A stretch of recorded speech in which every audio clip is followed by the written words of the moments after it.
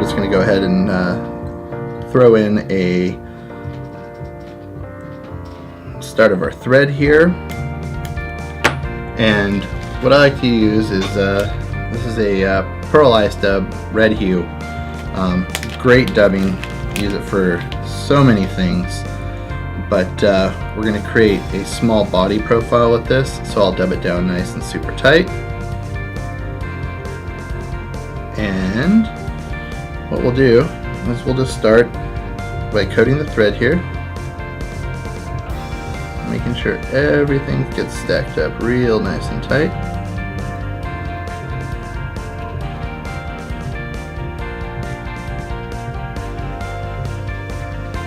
So now we have this cool little thread base going on, and all I'm simply going to do is I'm going to get some of this ice dub and arrange it in a position that I like.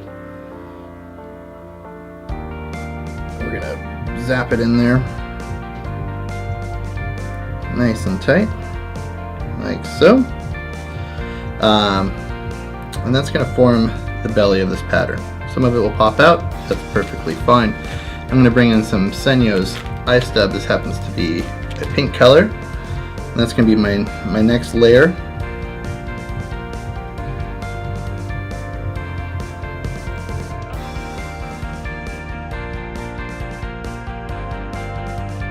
I'm going to come into a light olive color, and again, this is just going to be a pinch. I want it just to be a transitional color here. I don't want it to completely overpower anything. And we'll tack that in. And again, some of it's going to pop out. And for the top of our wing, what we'll use is Senyo's laser dub, and this happens to be just a standard olive color here. So that's going to form the top of our fly.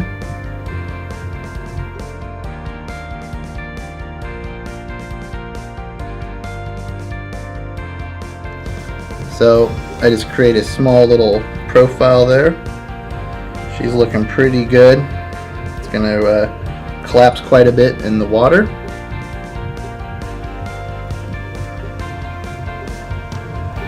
What I do is I'll throw in a few whip finishes here.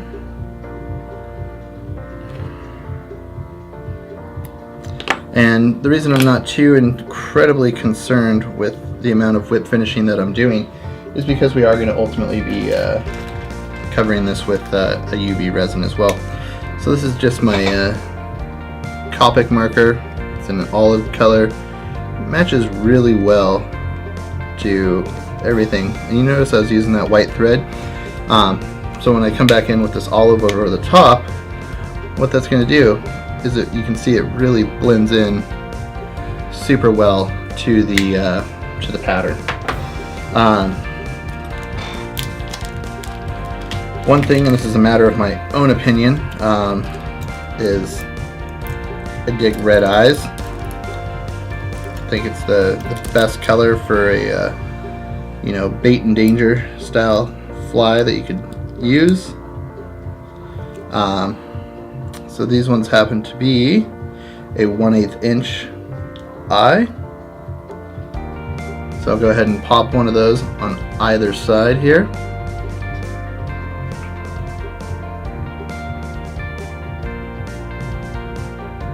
Okay, so I'm starting off today with our flow coating, and what that's going to do is allow me to permeate into the fly's head with the coating and allow my fly to hold a very specific shape that I want it in.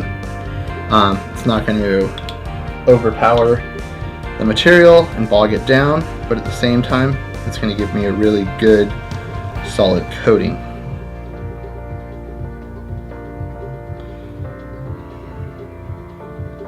So I'll go ahead and hit that with the cure light for a few seconds there.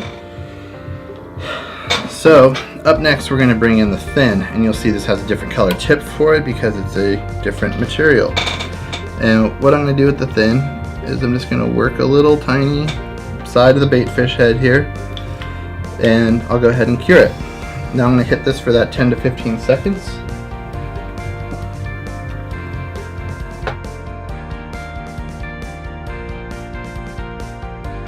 If it's a thicker build, you may want to, allow it for just another minute or two, seconds or two, sorry.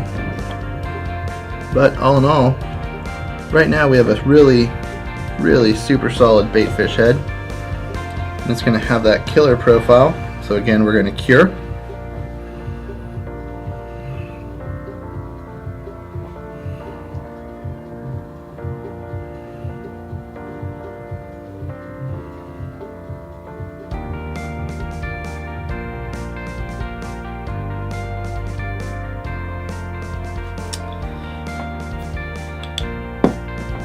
At this point in time, we're just going to go ahead and we're going to primp this pattern out.